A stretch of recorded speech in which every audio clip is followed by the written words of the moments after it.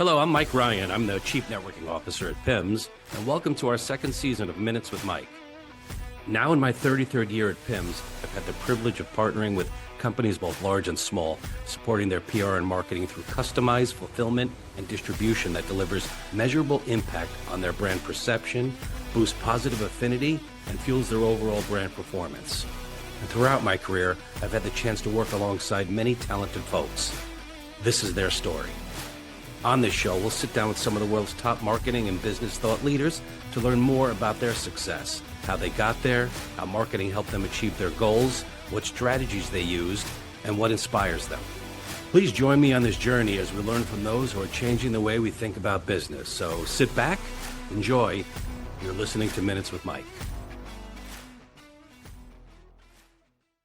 Welcome, everybody, to the latest episode of Minutes with Mike. I'm Mike Ryan. With me today is the president of PIMS, Ayla Anaya. She's going to be joining me as a co-host. Welcome, Ayla.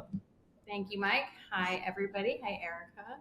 And we are very excited to have Erica Cocilova, the CEO of Ethique Beauty. Welcome, Erica. Thank you for having me. We are so excited for so many different reasons. And of course, when I do my research for an episode of Minutes with Mike, I inundate myself with the different podcasts and writings that you had. And I found over the last 2 or 3 days that I've been really diving headfirst into everything Ethique and you. Scary. And it's been wonderful. I hope it comes across in my questions. So I really wanted to jump right in and start with you and, your sort of journey on how you got to where you are, but really start at the beginning, like maybe education-wise or family-wise. Like, how did the personality develop to get you where you are today? Oh, what a nice and very personal, pointed question. Okay, so I grew up in Rochester, New York, which was a wonderful place to grow up. Shout out St. John Fisher. Yeah, there you go. Let's go. Suburb, really beautiful life of, being able to play sports and feel really safe. I'm one of 4. I'm the second, but I'm the oldest girl in the house, which oldest girl in the Italian family takes on a very specific role, which I think those that are Italian or been around Italians kind of understand. Group of super supportive parents really pushed me to do my best and to really push forward. But to be honest with you, I was a pretty self-starter driver of my own destiny and life, which was great because it allowed my parents to say, like, I trust you, go do you, you're doing what you got to do. Exactly, right? I trust you. You're doing well in school. I was an athlete. So the thing that I think is, I sort of joke with people sometimes because I get this question in different formats, but someone will say like, well, what kind of leader are you and how did you get here or whatever? I'm like, well, actually, to be honest with you, I should have known that I was always going to end up somewhere in this world or in the space that I'm in right now as a leader because I grew up playing sports. I'm a team girl. Like, I am a girl that wants to be on a team that really revels with it, but I was always the captain and the center mid. And what does the center mid do, right? The center mid looks at the field. The center mid is make sure you receive the ball from the defense, but looking forward to the offense. I'm not scoring every goal. I'm getting the ball to the person scoring the goal and cheering and bringing us all back, right? That's how I grew up, playing sports, being that leader within my family, right, as first girl of 4, and really just paving my own path. I was one of the first women in my family to go to college.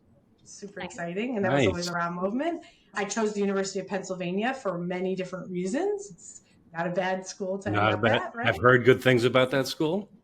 Yeah, and I really stretched myself in that way to go to some place that was very different than my suburban upbringing. So I think all those things together, right, being where I was in my family, ultimately the sports aspect of my life and position I played really, when I look back on it, paved a whole way for me to be who I am today and what I do. Yeah. Can I ask please. When you were in university, did you continue with sports or did you just always consider yourself a team person? So like for me, when someone says like group assignment, I'm like, ooh, not me. Are you like, let's go, let's do it? Let's do it. So yes, I did. I was recruited to play. So I played at Penn, which was a wonderful opportunity to go to one of the best universities in the country, but also do it through sports. So I had that mix of things going on while I was there. Very challenging to balance those two things, if I'm being quite honest, because Penn's not an easy school to be at. You're juggling who you are, what you want to be, finding your way. When it comes to groups and teams, I don't even think I can function alone that well, if I'm going to be honest with you. there were times in my life where I had to be an independent contributor to things. And my energy comes from other people, right? When I see somebody react to something, or even two ways, right? When I see a positive thing happening, I'm able to really build some of that momentum in group projects and team environments. But I'm also, even if I don't want to, honestly, it's an affliction. If I don't want to take a lead in a group, or like a trip with my family or something, I'm like, nope, I don't care, whatever we do. I'm like, okay, so we're struggling here with a plan. Let's figure out a plan. Let's just make sure we're all on the same page. Like, I can't help myself with doing that. And ultimately, I think people just look to me for it, and have since I've been very little. So I'm into it. It's a telltale sign for sure of things to come. You're at UPenn and you major in, what was your life plan? What were you going to do? Oh, this is a great question, because it's so not what I'm doing. So I think like most, actually, interestingly, I went to an all-girl Catholic school growing up. Was the best decision, and it was my decision, my parents let me decide, probably one of the foundational best decisions of my life, for so many reasons.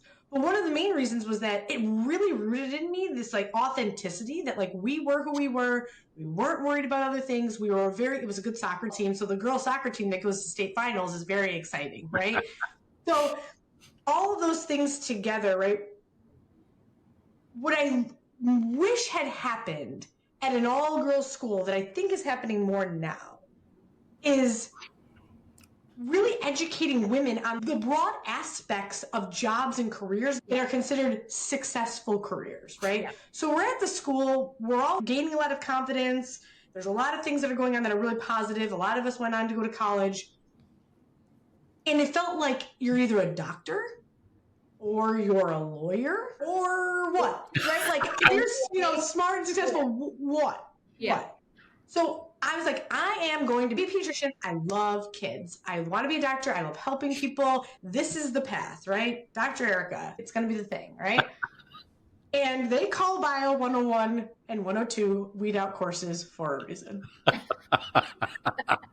So, I mean, truthfully, and again, I'm a truth teller here. I'm not going to sugarcoat it.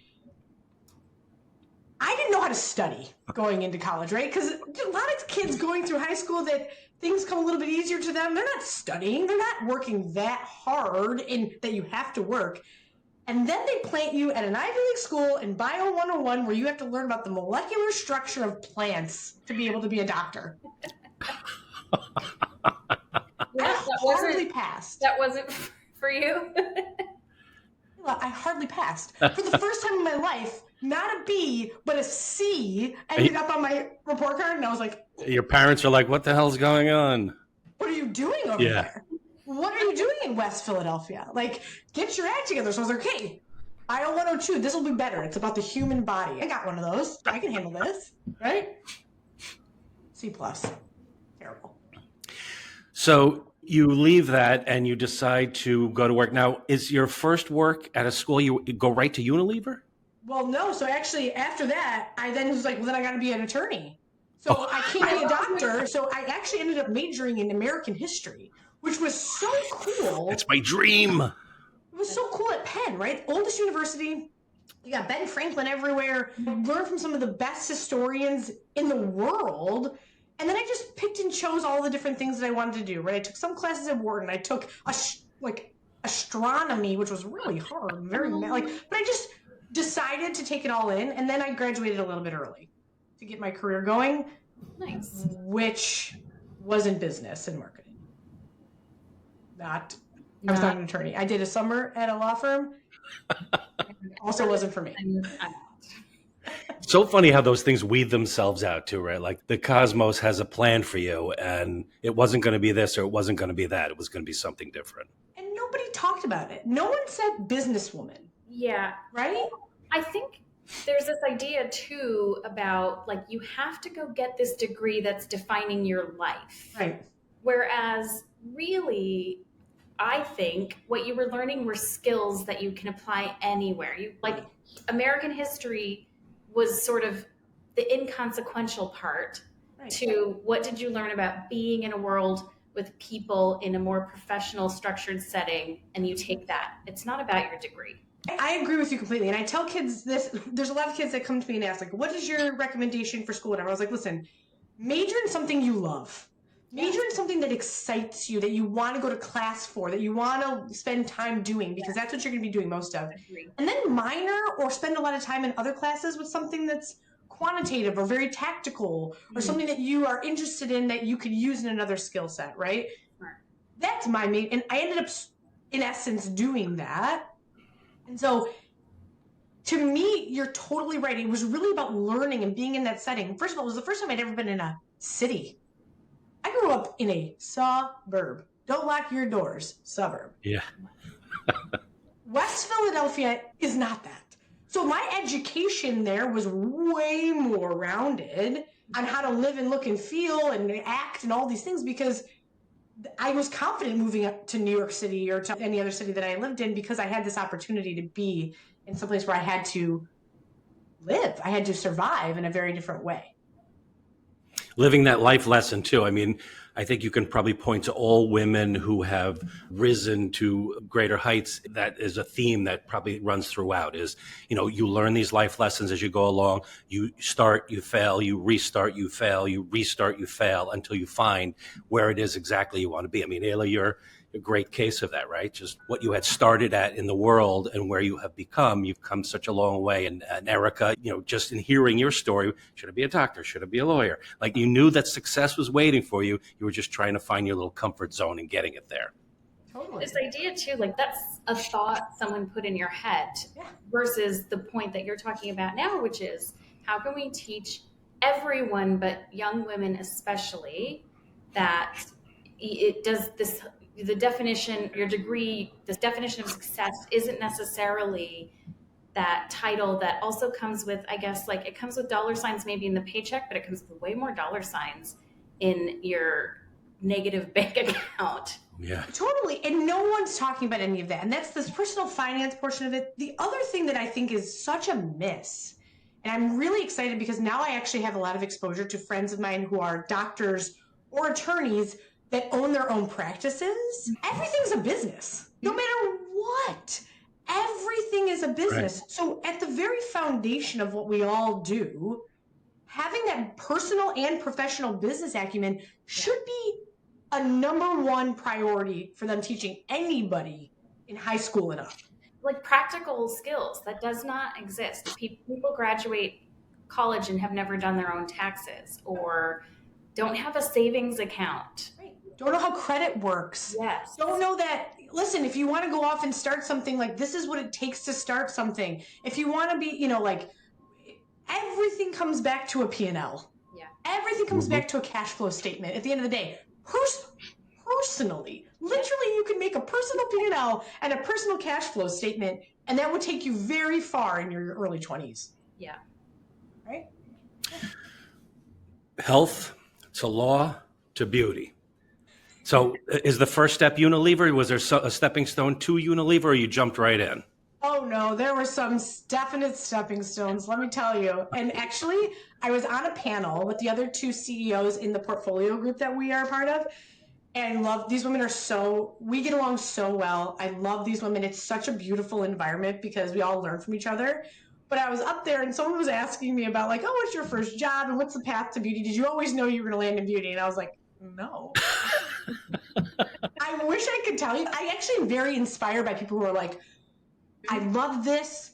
I knew this was going to be. I'm obsessed with it. And this was my goal and I got there. I'm like, good for you. That is an amazing trajectory. Not me. I didn't know. I left school. I ended up getting a role in marketing for a collectibles company that sold through the direct mail system. I was in charge of the dolls and teddy bears category. Wow. Right? So my first products that they gave me, they had this development arm. I mean, honestly, this place was so interesting. I sold a Princess Diana commemorative doll. I sold Steiff teddy bears that were the German teddy bears that were $100 to $500 each.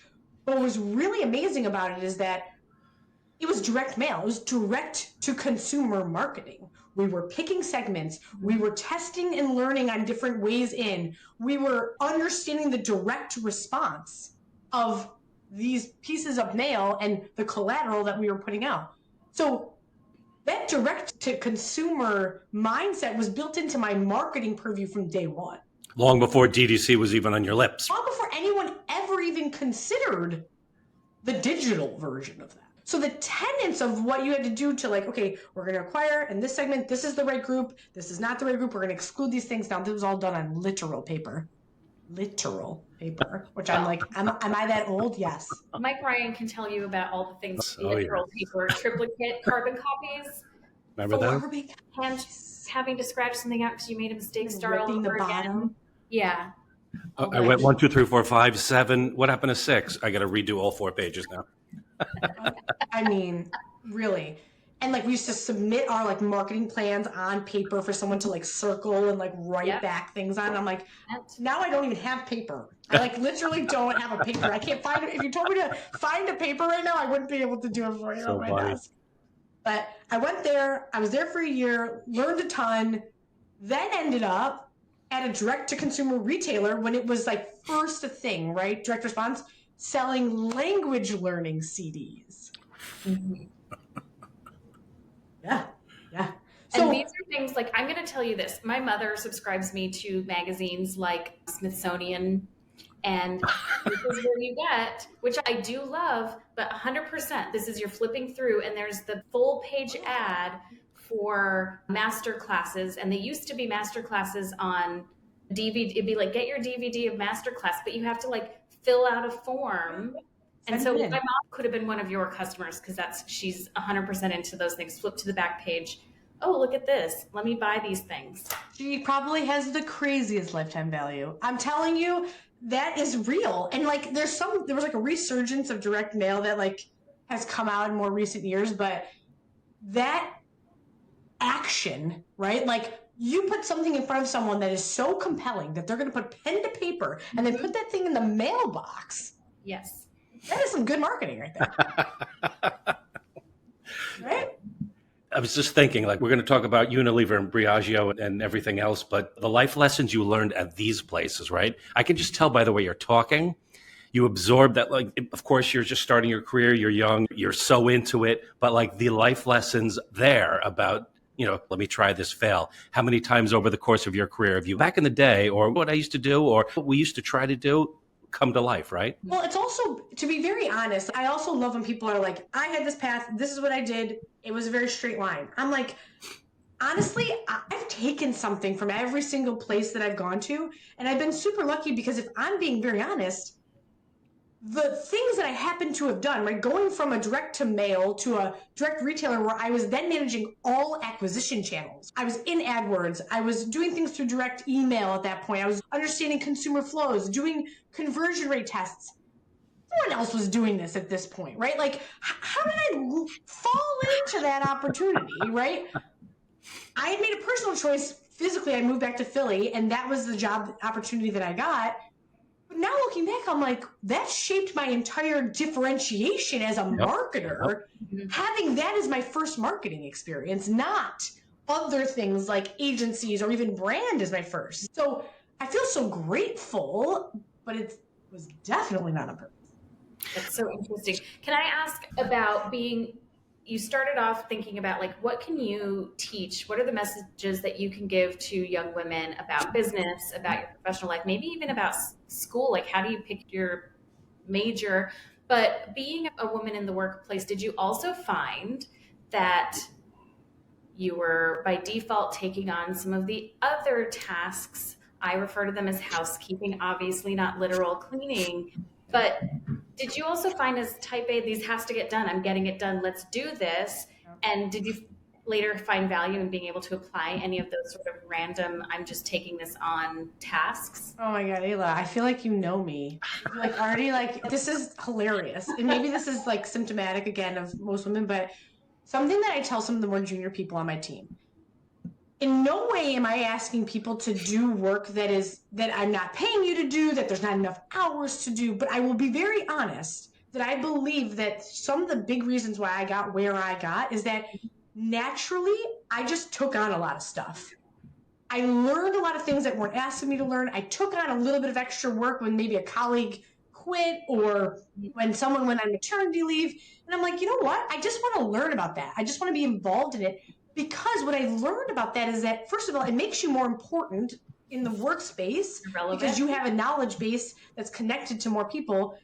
It also just frankly gives you more context, right? Like at any one point, I was involved in different things that were in operations or really learning something from finance and applying it to what I was doing in the marketing or brand management world. And it made me a more effective worker. Yeah. And I learned things faster because the context that I had was just much bigger. Yes, you can connect. You're not just doing the middle point. You can see where it started. You can see where it finished, even if it had nothing to do with your core role and responsibility. Exactly. And again, the answer is not that I'm like, go do something that's not your job and don't get paid for it and don't get credit for it. That's not what I'm saying. I'm saying that sometimes when you're building a career, frankly, my job today, I do things all the time. And I'm like, you know what? This feels like a bigger thing that I can be a part of. And I'm learning from it. If I'm learning, yes, I'm good. Yeah, you're improving. You're making yourself more relevant, more valuable. And it's just about being curious and interested. Your feet land you at Unilever and you're on the Dove account, right? Which last time I checked was not a small account. How did that start and grow? You were there for several years, right? So how did that start and how did that grow? Okay, so I'm going to shout out to somebody who is one of my best friends to this day. And she's a through line for me from Unilever to my next role as VP of Marketing at Happy Family, which was the one after that. But apparently, this is the story. This is the lore. So I had interned in between my 2 years at the Simon School of Business in Rochester, which was an awesome experience, very analytical experience. It's now turned a bit more marketing, but I learned a lot about finance and accounting and frankly, just like building different scenarios through Excel and strategies in that way. I had done my internship at Hellmann's, so mayonnaise. I did a mayonnaise internship in the summer between my 2 years. And lucky for me, because of my background, Hellmann's asked me to do a digital internship. Like, tell us what to do on digital. I'm like, got it. And they were probably like, digital, what's that? And you said, got it, right? I'm like, got it. Number one, buy the domain of the misspelling of Hellmann's. Number one thing you got to do, because everyone's misspelling it and everyone's going to a site that is being squatted on. So effort number one, right? So I go there and it was a great experience. I loved Unilever, got my formal offer to come back. So when they bring people back, apparently this thing happens where if you're an intern, they already know you're a known entity. They like kind of resume shuffle. They like do a little like a thing where they're like, okay, the Dove team needs 3 people. This, Swab team needs this. The global team needs this many and the local team needs this many, which is an important point that I'm going to make that ties back to your question, Ayla. And so there's 3 resumes that end up on the desk of the Dove global team.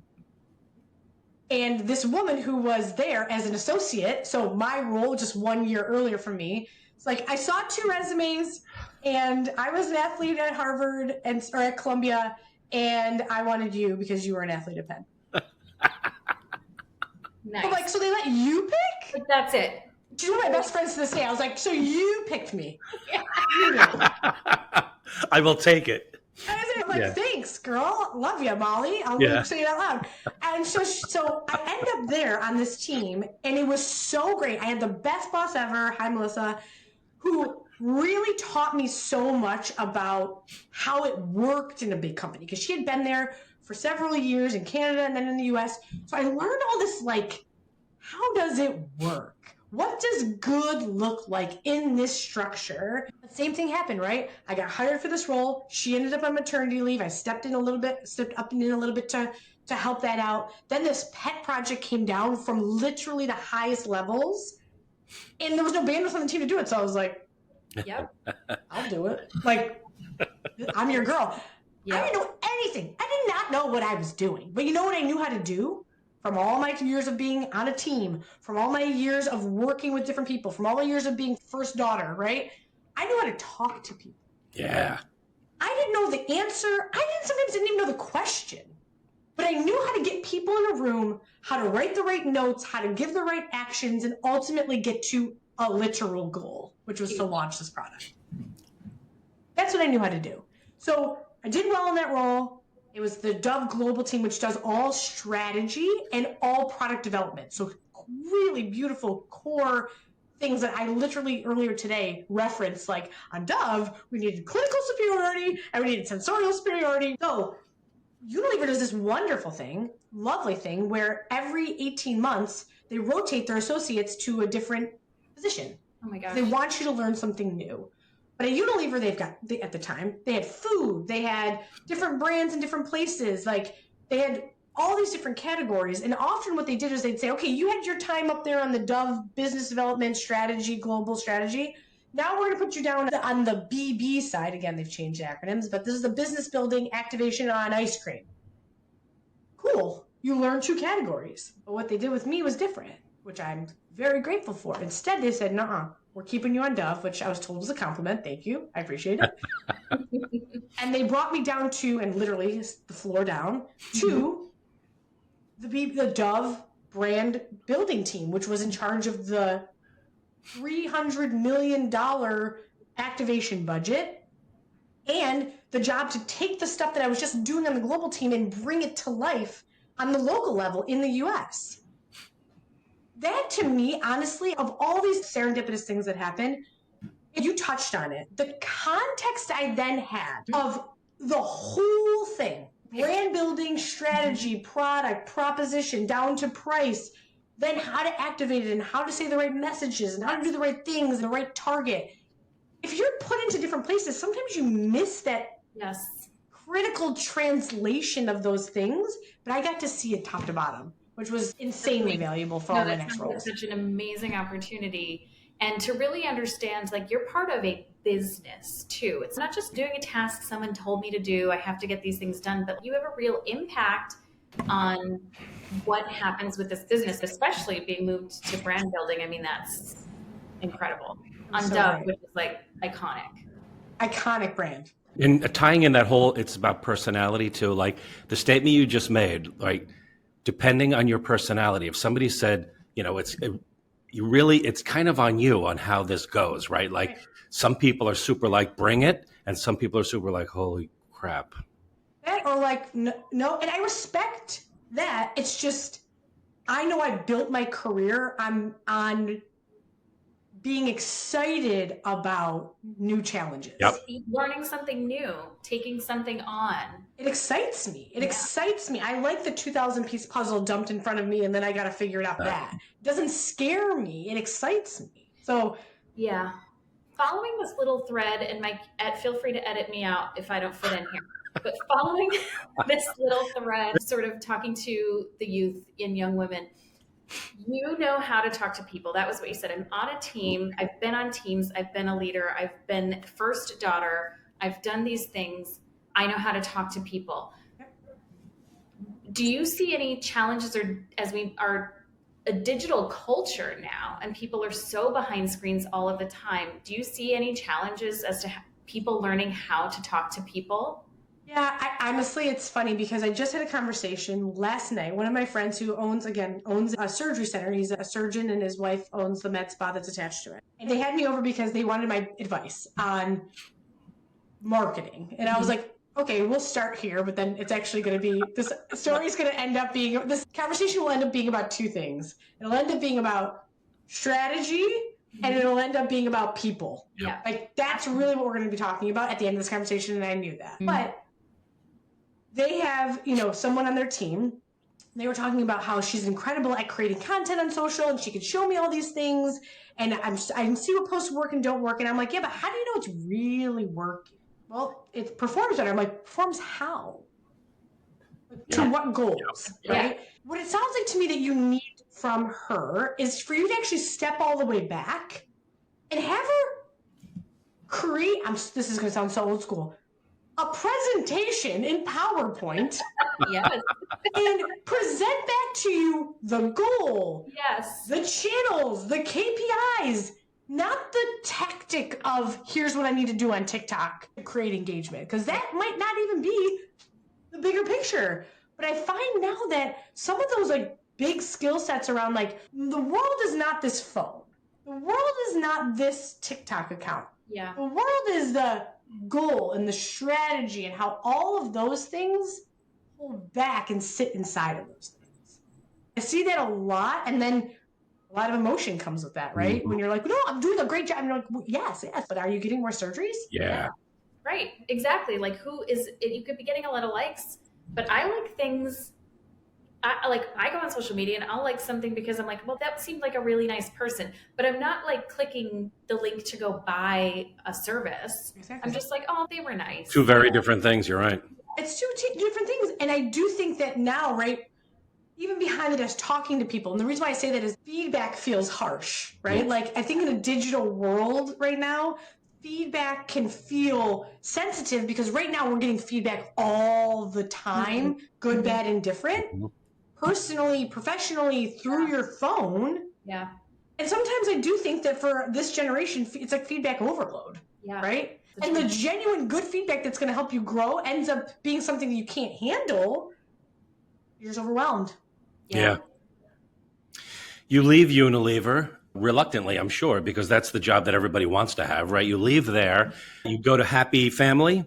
Yeah. So actually, my girl, Molly, left before me to go be the VP of marketing at Happy Family. And I loved Unilever. I'm going to say this out loud. I actually have some friends that listen to my podcast. I mentioned something about Unilever that was really relevant. I loved Unilever. Taught me so much. Just wasn't fast enough for me. It can't be. Like, that's the point, right? Like, big companies can't be that fast. And when they are that fast, it's hard to, like, get everybody on board. So I understand that. So when I looked around at the next opportunity for me to grow and to be promoted, and I was up for promotion at that time, my friend said, I need a director of marketing under me, and I need you to come with me. So I said, okay, let's do it. I know you. You're a known entity. You're a friend of mine. This was a really interesting time in the trajectory of Happy because it was a small brand still in a very fast-growing category with a very small team of marketers. Everyone really was in ops and R&D over in Boise, Idaho. We were in New York City. So I had like 2 or 3 players on my team, but it had already been acquired. So it was this really interesting, you know how big companies, big conglomerates often do this, where they buy this little fledgling, fast-growing company and a lot of times like leave them alone a bit and like let them do their thing and then like bring them in to learn from them. Yep. That was the opportunity that I had. And it was amazing because I came in and I was the digital girl. I was the e-com girl. I had all this experience.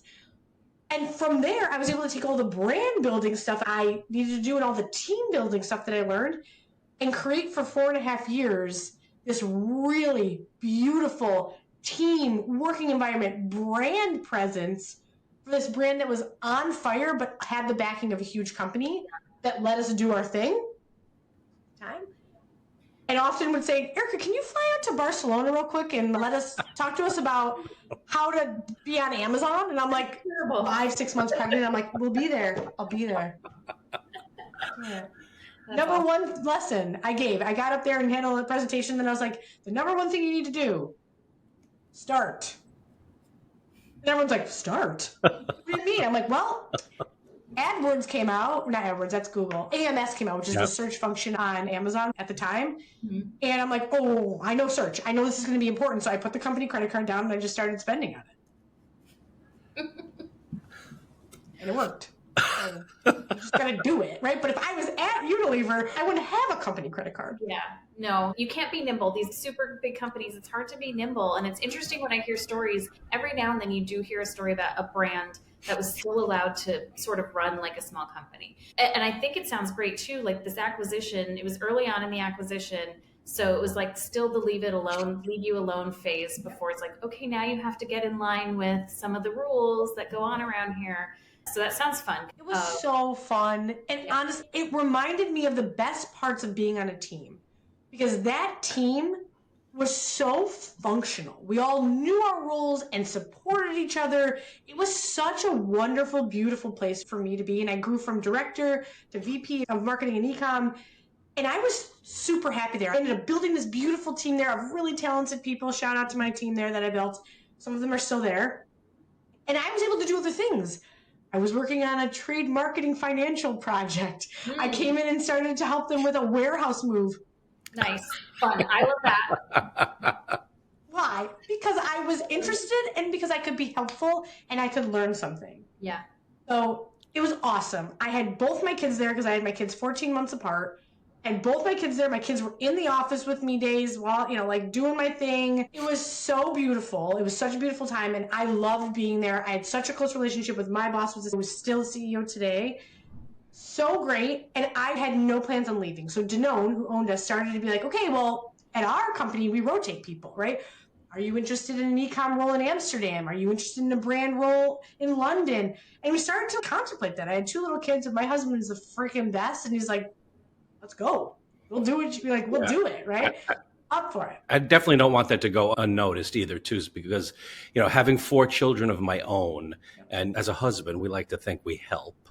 But in the reality, we help you make the final decisions. To be able to be a working mother in today's climate is just so over the top unbelievable that the women that do it day to day, week to week, month, and then just keep coming back for more, having more children, but at the same time growing their career without a blink. People are going to look back at this time and age as the time where women really sort of stepped up and said, like, we've been saying all along that we're not going to let things get in our way, but that is truly, if you look to the one thing that people could fall back on and be like, well, I have to raise a family, so I can't do this, right? Those days are gone. Now they're like, I'm not picking. I'm doing both. I'm well on my way of my career, or I want to do this, or I want to start my own company, or I want to run that company, or I just want to do this job. And having children is part of my life as well. I'm not going to determine which road I'm going to travel and not the other. Now they simultaneously do it both, so kudos. I honestly have a lot to say about this, so I'm going to just keep it short because it's a big source of pride for me, to be honest with you, for reasons that you might not think. Of course, I have a lot of pride, and I really am around women. There's more than enough room for every single woman to be insanely successful. And I'm a girl's girl, love it. In my home, I have 2 little boys and a husband. I love working with women. I love lifting women up. It's so important for us that we all can have open conversations, though, about how hard it is, right? This is not seamless. This is not easy every day. My 6 and 7-year-old are starting to learn that they can give me a hard time about leaving for a work trip, and then I'm going to respond to that, and they want me around, and I want to be around them. But let me just say I have to say this out loud. I can do what I do because my husband, who is brilliant, has started his own companies, has run restaurants and been a bartender in Vegas for years in the union, actually literally just got his own patent, just got something patented that he came up with, teaching our kids how to potty train. He chose to stay home full time with my kids. That is a very difficult decision for anybody to make, and not one that I personally was ever going to make. And I grew up with a stay-at-home mother who was wonderful, and it was so amazing to have that person that's always going to be there. But for my husband to say the right thing, the most important thing to me is my family, is being a good dad, is being a good husband. And the right thing for my family to be successful is for me to take this role. That's awesome. Hello? I'm like, so okay. It's like such a lack of ego. It's not being worried about what anyone else is going to say. Yeah. It's more like you're just 2 partners making a decision together. This is the right thing for us. And I think I love it. I think it's so cool. I love the idea of a house husband. I think there's way more men who would like to do that than will admit it because it's different. It's just, let's flip it. Well, yeah, right? Like, why not that, right? If women can have everything they want out of life, right? Why can't men who envision themselves doing that think that is what they're destined for? We should equally be applauding them. Exactly. But here's the other thing about this, and I say this every day, it's the harder job. Yeah. It's the harder job. I don't want to do it. I'm saying that I love my kids. My kids are so freaking cute. They're so fun. I don't want to be home with them all day. How many times did you guys get locked out of your house as you were kids? My mom would be like out locked. Yeah. Like, he is amazing at the role, even though it is hard. But what is super interesting about this is because the traditional roles are flipped, I have a lot of empathy and very clear boundaries about what I will step into as a decision because I have so much respect for what he's doing and opposite for me. So people say all the time, oh yeah, you're a decision maker. I'm like, when I am done at this computer, Let me tell you how many decisions I want to make. And not because I don't care. It's because I truly will be happy with anybody else making a decision about anything else. Yeah. And my husband does a wonderful job. So if he makes a decision about the way that our kids are bathed or dressed or this or that, that's your Have at it. that's Totally. you. Thank you for taking that on. You talked about sometimes you have decision fatigue, and as the leader, for sure, like everyone's coming to you with like, what's the answer? What do I do? How about ownership? You talk a lot about how you've built these really great teams, but when you have initiatives that need to happen, you cannot, no matter what you say, own every single one. How do you get people to take ownership, or is that just the kind of people that you are recruiting onto your teams? I mean, listen, my team today is like the crew. They're so good that it makes it easy for me. But what I'll say is this: decision fatigue is real. Yeah. And what I've learned is that I'm actually a pretty decisive person. My intuition's pretty decent. I'm able to look at creative and on the fly give feedback. It's actually easier for me to do that than to like sit with it and do it. I can't. I don't have time and I don't want to. I'm very decisive. But what I have learned is that if I cannot make the decision because I'm like, I don't know, it's because I don't have enough information. I know that. Such a good So point. if I don't know, I don't make decisions that I'm not confident in because I'm like, something's wrong. If I knew enough, or if I don't have somebody on my team, if someone on my team is like, I know, someone I trust that does great work, not unlike my husband, right? That is so trustworthy and they're so smart and they have driven multiple results. I'm like, that's you. If you need me to give you feedback, I'm here. Right. Or I'll tell you the things that I feel strongly about so that we don't have to guess on each other's decisions. Like, hey, this one is just something I feel really good about and I really would love to do this. So we can have the conversation. At the end of the day, it's like, we're going to make a decision and the decision's right for right now, or we don't make the decision. And if we do make a decision and it's wrong, we'll make another one. Yeah. Had somebody tell me once that when you really start to hit your stride or when you want to make a move, you sort of refer to it as in a bike race, right? Like when these professional bike racers are ready to make a move, they usually stand up in the stirrups and then they start sort of doing their thing. You know they're going to make a move. And I was looking at your resume and I saw like, maybe this is, she's kind of stood up and started doing her when Briaggio happened, right? Like that's when you started feeling who you are and where you're going and what you want to do. Let's talk about that transition. Yeah, so that was a great one because, again, I wasn't leaving happy. I was really happy there. And I started again, Danone started to ask me some questions, and then I got a call from a recruiter who was working with VMG at the time, really well-known investors, and I was like, oh, I have to take this call. Like, I just got to learn about it. And very actually, like, this is something that, I don't know, maybe people know, people don't. I had gotten down the path of an opportunity with VMG that was in the food space, and got the offer as their VP of marketing. And I was really excited about it. I really thought it was the right move. It would have taken us to California, which would have been a big deal for both mine and my husband's mothers. So that would have been a hard pill to swallow. But again, my husband's like, let's go, right? You do you. I'm here for you. And I got the offer and I loved the team. I loved the opportunity. I loved everything about it, except for I just felt like for whatever reason inside of me, that I wasn't actually the right fit for what they were looking for, which is a really weird thing, right? It's like, yes, you've chosen me, but I'm not actually sure. Yeah. Like, it doesn't feel like the thing that I'm best at. That category, I've been in that category. I know food. I know what the margins look like. I know, and so this goes back to your original question, Mike, about beauty. I know what good for you, good for planet looks like. I know I want a mission-based company. I know I want something that's better for people that I feel so good about because every day I am going to stand here and do this work. And I just felt like it wasn't it. I'm still in touch with people, that crew or the CEO that gave me the offer today, but I said no. And I was terrified because I thought saying no to them about this offer meant my world and time with VMG was over. Your name is forever thrown off the list, right? I had a breakfast already set up the next day with their head of talent, who is a friend of mine to this day, who I work with on Women on Boards, which is a nonprofit about getting more women on boards. And I had a breakfast with her and I was like, listen, I'm sure you've heard, I declined. I want you to know I really still want to be a part of this environment, whatever. And she said, okay, how do you feel about premium hair care? I was like, one door closes, another door opens. literally the next day. And so I was like, I feel great about premium for a lot of reasons, right? And so she's like, listen, I'm going to Briogeo right now. Their CEO and founder is looking for a CMO.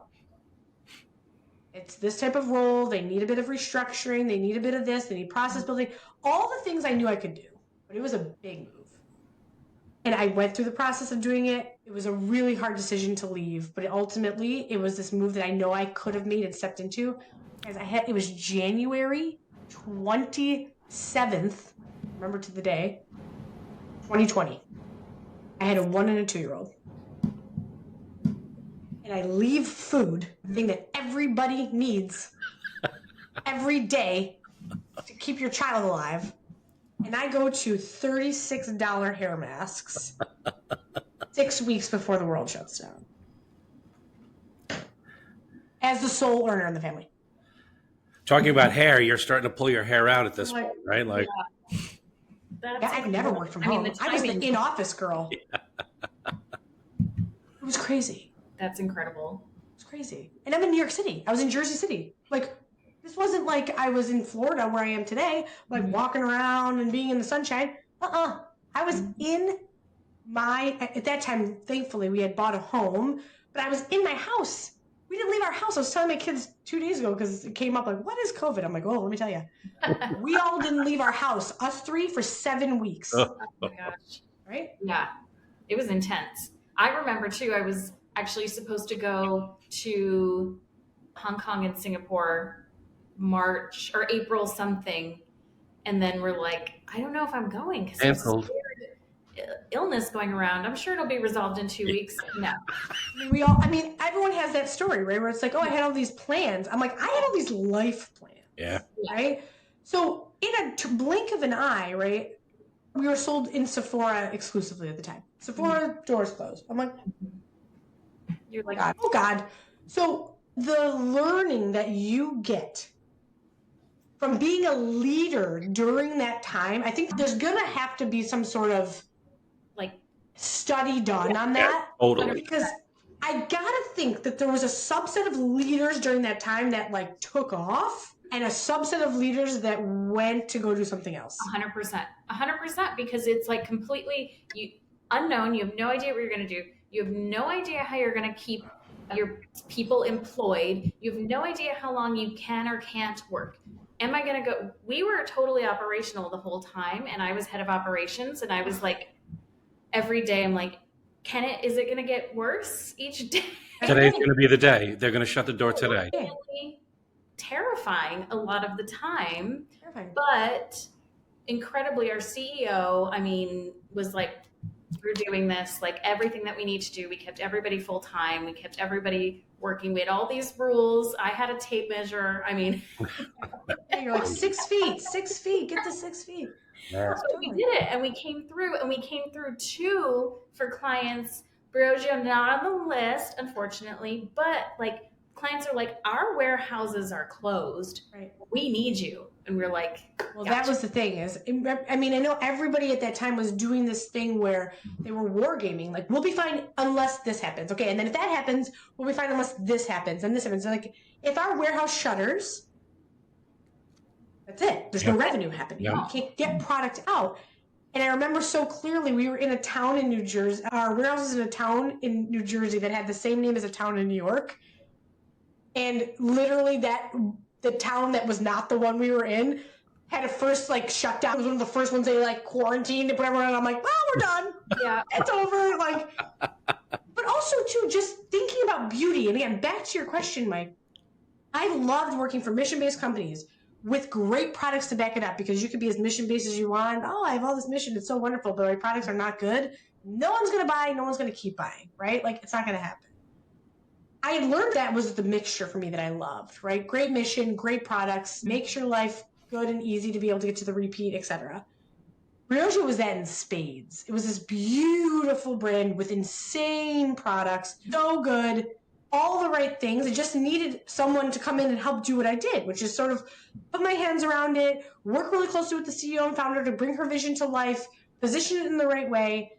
And what I learned about beauty is, one, it doesn't hurt that there's great margins. So that means you can spend money, which means you can acquire customers, right? Like that's a beautiful thing. But two, there's something about beauty that gets people excited and open to change behavior. That's different than food or other things because someone can use a beauty product and immediately understand if it works for them. So there was this really beautiful time where we were like, listen, all we got to do is get our 2 hero products on people's heads and they're going to see and they're going to come back and they're going to rave about it. It wasn't this like, take this supplement for 90 days or feed your baby this organic food and hope that you know that it's going to be better in the long term, right? This is immediate results and it gets people open and people are open. They're willing to try different brands or different formats even, which helps me, right? They're willing to try that. And Briogeo was so incredible because we were on a fast-paced trajectory, right?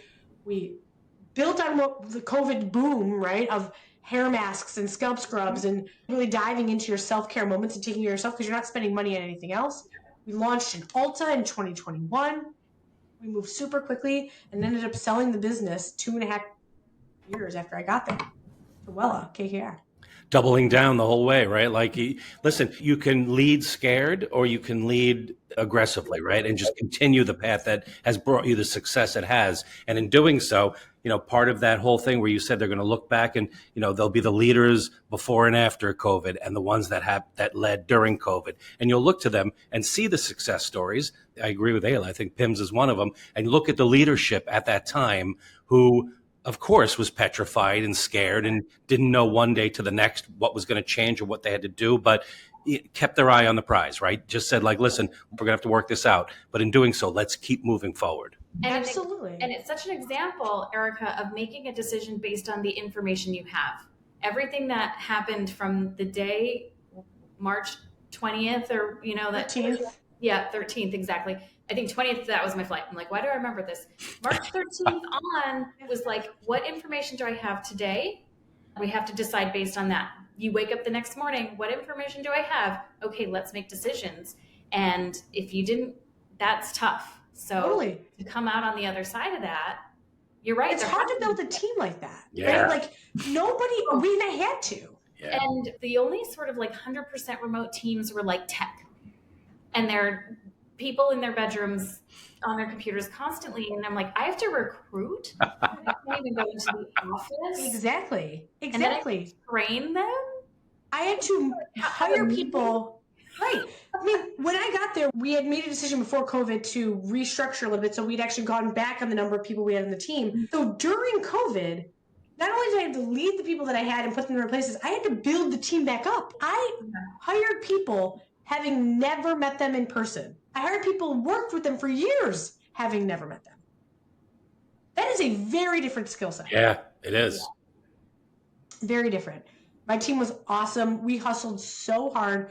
I learned so much from the joint sales, marketing, and then ultimately when you are selling a business, the CMO plays a really important part of that. That's right. Absolutely. And I loved it. And the sale process of a business is almost hilarious because I say to people who ask me now, like, oh, what was it like to sell a business? I was like, well, imagine being on call 100% of your hours, even the ones where you should be sleeping, and being ready at any moment to get just pummeled with questions, right? Like from every angle. And have the answers to those, right? Yeah. And not saying out loud, but I did this during COVID, right? Like, you know what I mean? Like, and right? It was such a cool experience. I learned so much from it, but also, again, I think it's the athlete in me. I don't know what it is, but I was energized by it. I was like, okay, I love it. We're here as a team. We're doing this. I had this like ritual, again, I'm so embarrassing, but I'm going to tell you, where I danced before every management meeting or every round where they were going to fire a million questions at me. And I ended up taking a lot of the topics, to be honest. I would dance to a full, it was Eye the Tiger, Katy Perry, just dancing, right? Dancing, like, let's go. And then like, pause. Love it. There's actually a comedian who dances before every single one of her shows to Janet Jackson. Yeah. Every 100% choreographed. set, and then she's like, let's do it. I'm like, let's go. And then I was ready. And obviously I could talk. Look at me, right? But then you're ready to go. And it was so rewarding and so hard. And we were so lucky to be able to do that. To be able to have that experience and actually get to the finish line is really hard. The brand was so beautiful. It has so many beautiful elements to it. And it wasn't hard to story tell those pieces, but you have to say all the right things all the time. And you've got to be confident in what you're doing, right? Because there is a room of people picking apart your answers, and we were doing so many things well. It was so fun at that point to be able to tell that story. So awesome. Enter Ethique, right? And, I can't wait to hear the story on how that unfolded, the opportunity to be a CEO of a company. I'm just looking at my notes here. A solid, waterless shaped product company whose name, love it, shameless plugs all around. Ayla, I saw you raising the Minutes with Mike mug. Shout out to you too for that. Yeah, I have all the products. There you I go. love you. Look at you. And a shout out to your Ulta FLC booth. It looked incredible. Isn't it wild? My team is so good. Solid, waterless shapes. The name derives from ethical sustainability. Am I right? Correct. It's actually French for ethical. So very literally, we are ethical beauty. I cheat coded that. I heard you say that on a podcast. Love that though. And it's working. It's working, Mike. It's working. And of course, the mantra of the company, which is eliminating plastics, right? So let's get into it. Tell us about how it all began, what's happening, where you're headed. Okay, obviously very excited about it, but I'm going to say something that I don't think a lot of people like to say out loud, and it's actually about taking a pause. So after we sold Briogeo, I loved it. I loved every minute. I was so tired. And truthfully, I needed a break. And that's hard, right? It's hard to make that decision. It's hard after all that to be like, the thing I need to do is for me now. The little kids, like I said, they were still really little. My husband had done hero's work on supporting me all the way through this. And I just knew for me to be ready for my next thing, I needed to take a pause. That's so incredible to even recognize. Yeah. And I'm grateful. I'm so grateful that I did at the time, right? Like it's hard to do, and I'm not a pauser. I've gone job to job, literally with no breaks. So I make the decision. I was at Briogeo for like 90 days after that. I mean, it took a while, right, for me to ultimately get to that point. And I say, I am not going to interview. I'm not going to even look at jobs for 6 months. We're going to be okay. I'll just take the 6 months. I'm going to make a guess. I'm going to guess it was not 6 months. I agree.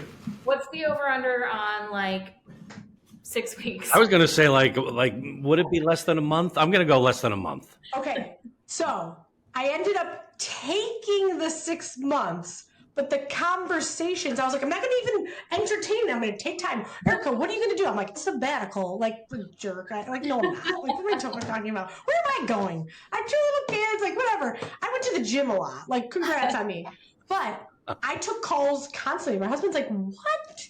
I thought, what are we doing? You said sabbatical. What happened? You're home. On the beach. Stop answering your phone. Exactly. But it was like all these opportunities, and I'm like, this is interesting and this is interesting. But you know what I had to do for the first time in my entire career, which is hilarious, because I would give this advice now to anybody, and I do give this advice to everybody, is I've spent my entire career building a brand strategy and understanding the pillars and understanding what success looks like across the pillars. And I had never done that for myself. I love that, because one of the things I think about and have been thinking about is like, what is important to you? What are your core values? Because you join a company, like, here's our mission statement, here's our value statement, here are our core values. But what are yours? What is your legacy? Like, I think it's never too early to start thinking about the legacy that you want to leave personally and or professionally, because it doesn't mean it's a big anything. It could just be like, I believe very much in learning, in whatever. So yeah, I'd love to hear about this. What are your core? My legacy, who knows what my legacy is? I hope my kids tell me at some point. What I would say is I ended up breaking it down. I had come from several years of being at companies that were mission-based, to the core that were built that way, not an afterthought, and that had insanely good products to back that up so that I didn't have to convince anybody that the sustainable choice, the clean choice was better for you even as it achieved a mission. So my number one thing was I needed that. I needed a brand I could believe in that had a very clear mission, but the products to back it up. Second was position. I got a few calls about being a CMO. Again. And I took those calls. And I had to check myself really hard to say, Erica, yes, of course you could be a CMO again. You've been in marketing and branding for a long time. But what makes you the most excited? What made me the most excited was the ability to be a general leader with brand and marketing as the core thing that pulled the decisions. But I just knew it's not right for me to go into a role where I'm still in that function, because I feel so strongly that with all the activities and all the things that I had volunteered to do over the years or been involved in, that I could be a really good general leader. And then the third, which I don't know, again, I'll tell you because I tell this is the truth, was that I needed the comp to be right. Yeah. I need my compensation to be right, and for my compensation to not be tied. I learned very well that selling a business takes a magical bunch of things to happen. So I needed a salary that made sense for me, as well as the opportunity for long-term incentives. Yep. I need to feed my kids today, not in 5 years, right? They'd be really skinny. So those 3 things needed to happen. And so when I went down that path of understanding that, it was actually really hard for me to say no. Like, I found myself like very clear in those things, but saying no to me was really hard because there were some opportunities that were super cool. I'm like, it's not right. So I actually got a phone call. One of my old coworkers from Briogeo knew my current boss now. His name is Ruben, best guy ever. He's the group CEO of the 3 brands in the Box portfolio. He had approached him and said, hey, there's this brand that that we're taking on that was acquired in 2020, and we have a lot of work to do on it. Do you know anyone that wants to be the president of this brand? And Michael, my old coworker, was like, I actually have a perfect person. I know exactly who this should be. And so I remember to this day, he sent me a text with the link and said, hey, you should talk to Ruben. I think this is a thing you could have a lot of fun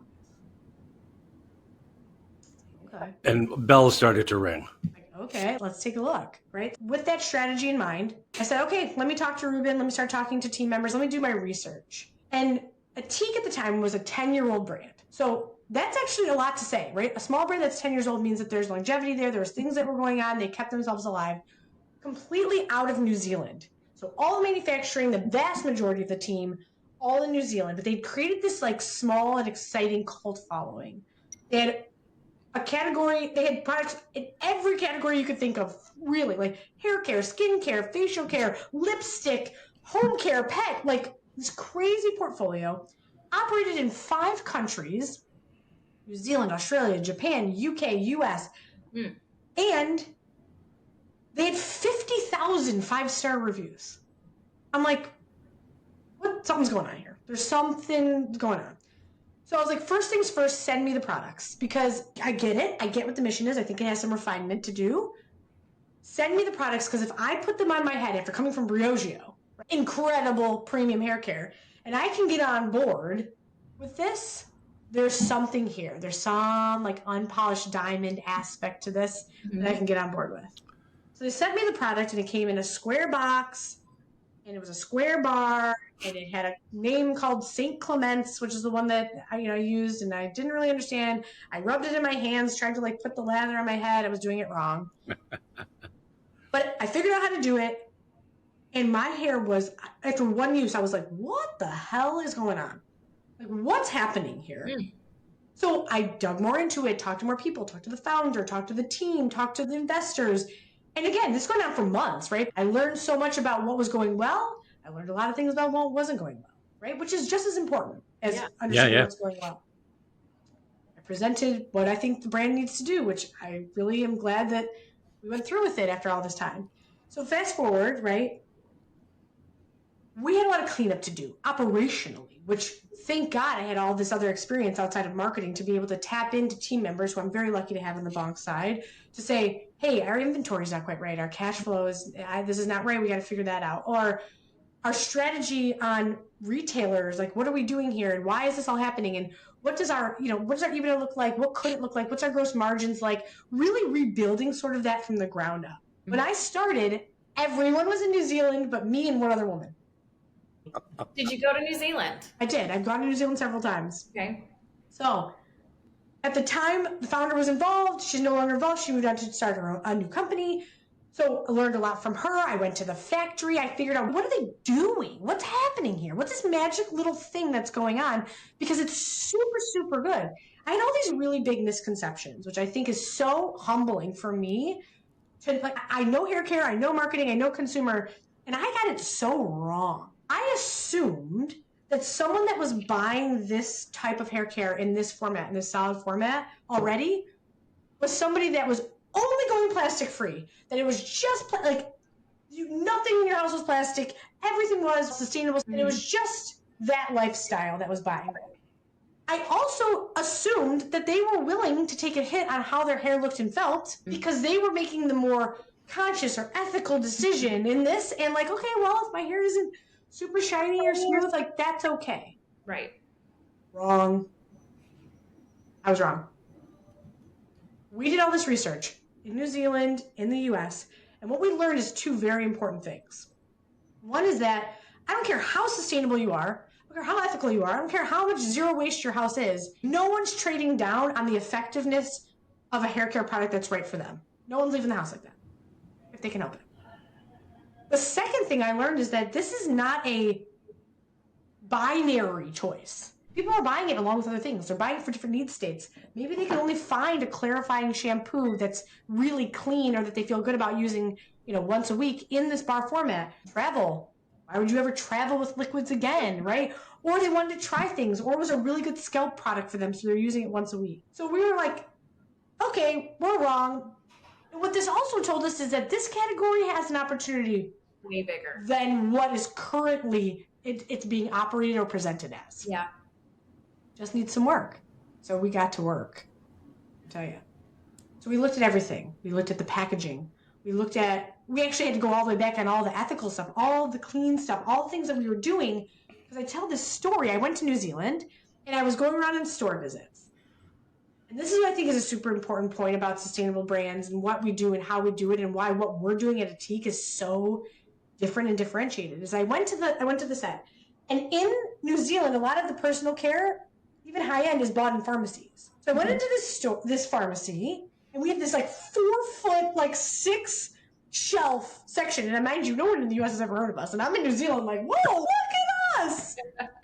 All this packaging, all these products in home compostable packaging. Okay, I can't really tell what it is because it's got a big logo and it's got a name called Pinkalicious, and it's the packaging that's for dogs. Looks kind of like the packaging for humans, and there's a concentrate for spraying your kitchen. I don't know what's going on.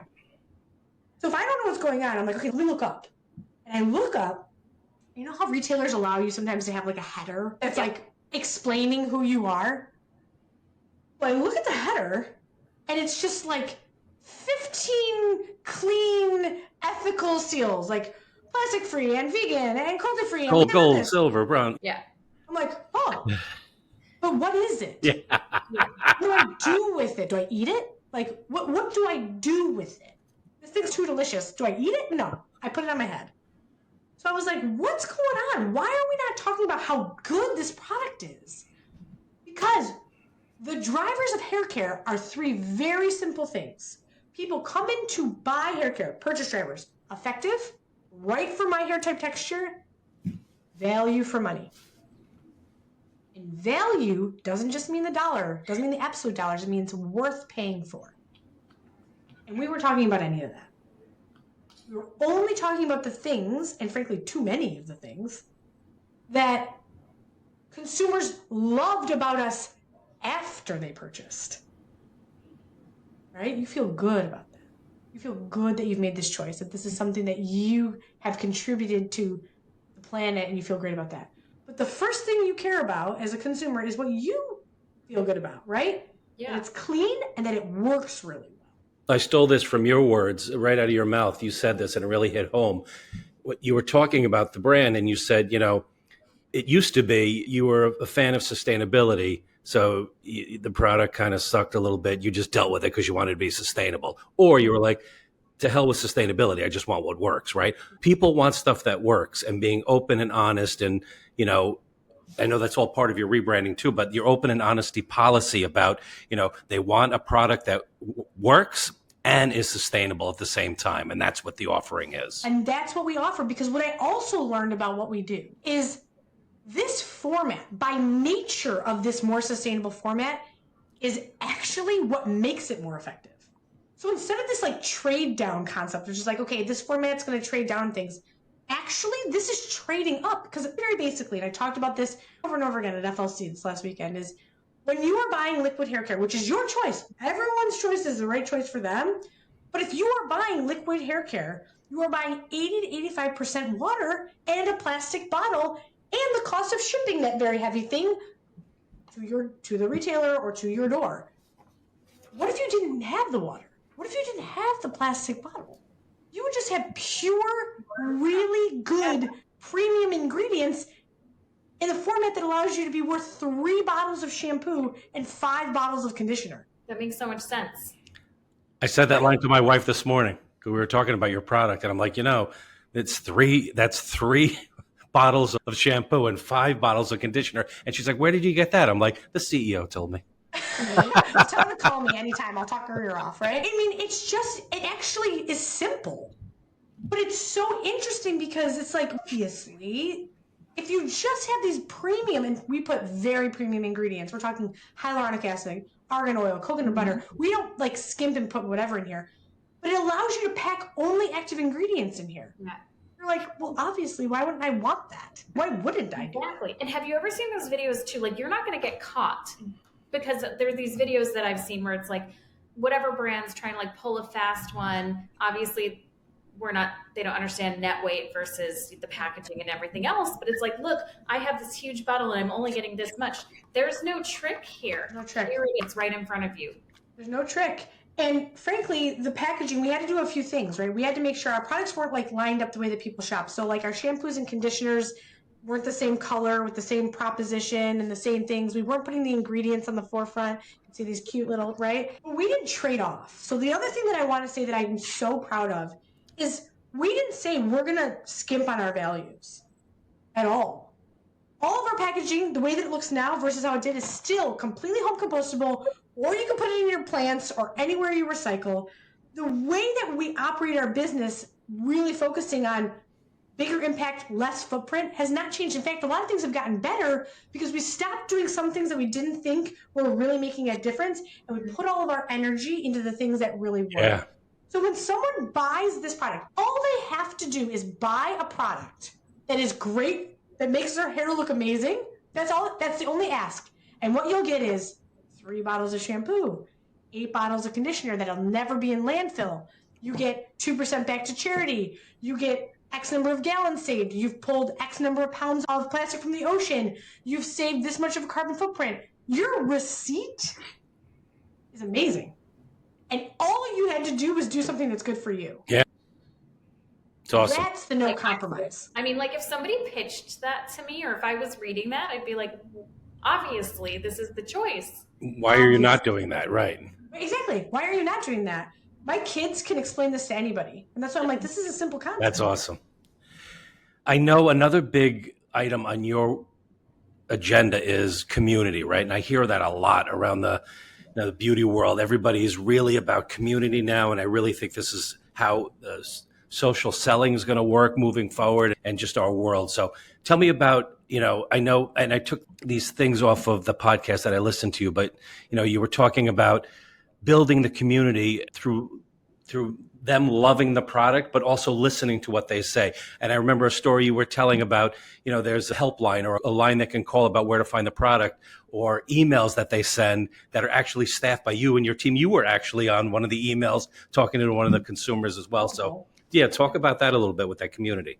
Yeah. So listen, we were a brand that has been around for a while and created a really close following. So I knew that there was changes and things that we had to do, decisions that we had to make on. Mostly, to be honest with you, the biggest complaint we have about all of what we're doing is that we had to be really focused on what we offered. So that meant that some of the products that we had previously produced, they just were not making enough money. Even though there were some people that were buying them religiously, it was not enough for us actually to produce them and ship them over from New Zealand sustainably. So actually, it was the most sustainable choice we could make, Right. not to keep producing these things that would have to sit on a shelf or ultimately not turn fast enough, waste space in a warehouse, waste the like energy and everything that the carbon footprint is to get it over here or to get it to people's homes. It didn't make sense. And we disappointed people, and it was upsetting, right? We don't want to disappoint people, but we have to be focused, not just because it's the right sustainable choice, because it's the right business choice too, right? The brand choice was that we can't do it. It's also the right business choice. The other great business choice that we made is to focus. We are a hair care first brand. We also have really incredible products in some other categories that we held on to. I'll sneak peek this. We repackaged our deodorant, which does insanely well. We kept some categories that we knew were really important and that aligned with our innovation philosophy and what we offer. But I don't have a huge team. We're not a huge team of people. We don't have unlimited budgets. And so when you ask a team, a communications team, or even an operations team to manage hundreds of SKUs in 5 different countries, the marketing team to take all of their very small share of voice opportunity and split it up in all these different things, you can't talk the talk. No. And this is something that needs to be told in a longer form and with a lot of focus and a lot of education and a lot of awareness. So the best thing we could do was take a step back and say, for us to do this well, we have to appear with less products very well in less places and really convince people that when they buy this product, they should trust us across anything else that we offer. And that's what we had to do. And that was hard. It was really hard. There were some very disappointed people in Australia, some very disappointed people in the UK. I hope that we are back there. We focused on New Zealand as our home country, and we focused on the US and Canada because it's a huge market for us. And we have seen so many beautiful results internally and externally from those decisions. But they're not easy. Yeah. So what that meant was I knew we were going to make hard decisions. I knew we were going to disappoint people. I didn't think it was right to leave our wonderful general manager of customer service alone on the front line to answer questions that came through on email. It was during holiday time. She deserves time off too. So me and a few others, because it's the right thing to do, and we were able to learn very quickly if some of the things that we were saying were clear or not clear, or if we should be doubling down on some messages and others in real time, what was coming at us and what the complaints were or what the accolades were. And to me, that's incredibly important. I look in there every day. Does it mean I'm answering every day? No, Kate would kill me. But every day for a period of time, we were tag teaming and we were meeting. We have a Slack channel that we literally say, hey, listen, we got this comment. Not in a scared way, like, how do we want to answer this? Or is there something we could be doing better or differently? Because this is a really good point. Now 3 people have brought it up. We should think about this in a different way, and we're open and honest about it. And that's the best we can do. The story of how you got to where you are and the activity and the amount of purpose that you put behind your message, it comes across certainly on this podcast, but I think just through your product and how you offer it. How do you stay so mission driven? Like, how do you keep the energy level so high? Oh, honestly, it's just, I believe in it. Like, I believe in it. I believe in my team. I'm confident that this is the future of what needs to happen. We have some incredible partners in our financial sponsor banks, in our retail partners, Ulta in the US and Chatters in Canada, who are also very excited about this, right? And so we meet with them often. We're meeting with them in person again next week. We're going up meeting in person. Seeing how excited others are because they tried the product, they love it, they get it. My team gets it. Yeah. We have a channel called Nice Things About Us, which is my favorite channel ever because constantly we're just posting like different things that people are saying or different fun things that come across in reviews. And it keeps us all really energized. And I'm here for the brand. I'm here for the mission. I'm here for my team. And frankly, I'm here to show my boys that you can have a job that is meaningful and impactful and exciting to you. And going to work is not a problem. Going to work is something that can be great And you can see your mom doing that and also coming home happy. The idea of the nice things about us is so important because what takes up most time and energy are problems. Right. And you need to have a place where you can be like, wait a minute, put a pin in that because this one thing that went wrong, you address it, but it's totally superseded. It totally. All of the things that are going right every day, all of the time. You're totally right. And the way I approach that is I said, listen, every problem has a solution. Every single problem has a solution. And if you look at an obstacle or a challenge as an opportunity, yes, that changes the framework of everything we're talking about. Absolutely. Right? Yeah. You're learning something, or, oh, that didn't go well. I'm not the one that's going to be like, I'm not a panicker. I'm not going to panic. I'm not going to freak out. I tell my team all the time, I'm the like stewardess, right? I'm like, look at me, look at the birdie. Like, we're good here. Because everything is a learning. And things not going well doesn't mean you failed. It doesn't mean the brand has failed. It means that something just wasn't quite right about it. And either we keep doing it in a different way or we don't do it at all. And that's okay too. And a lot of times when you think about the worst consequence, I feel like that also puts into perspective because you can prepare.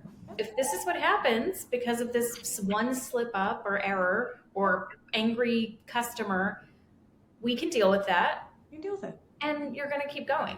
We're going to keep going. And at the very end of the day, like I said, no matter what happened, what happens, every time somebody buys our product at Ulta, checks out on our D2C, we are doing something good for the planet.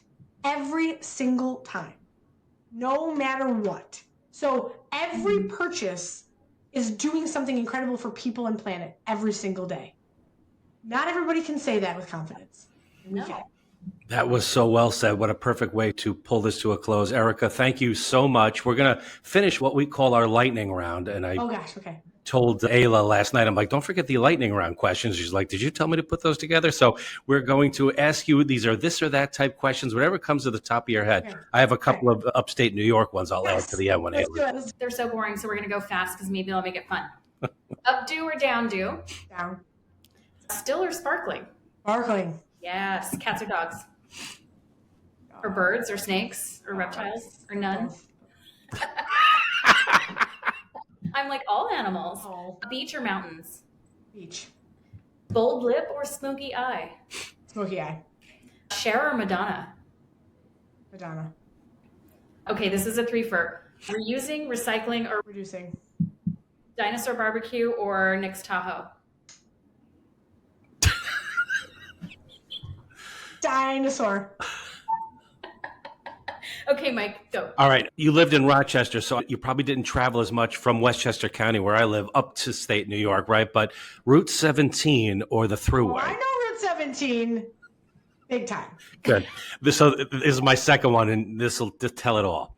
Occasional McDonald's stops or hold out for the Roscoe Diner? McDonald's. Unbelievable. Erica, thank you so much for joining us. We really loved our time here. We're all the success in the world. We're watching you. We're rooting for you, and we're big fans. My wife is the newest part of your community because she loves it. Well done. Tell her to come straight to me if she has any questions or wants to learn any more. Thank you so much for having me. It's so meaningful to my team, the brand, me, for you all to be even interested in hearing our story because we have such a really important and exciting one to tell. Thank you. It's great. It's been Mike, Erica, so great getting to know you. I feel like we could do this again like 3 more times. Yeah, totally. And covering like new content. So I don't know, we might call you back for part 2. Listen, I'm here. I'm ready. I love doing this. You guys have been amazing. This has been so fun. Have a great one. Thanks again. Thank you. Take care. Bye-bye.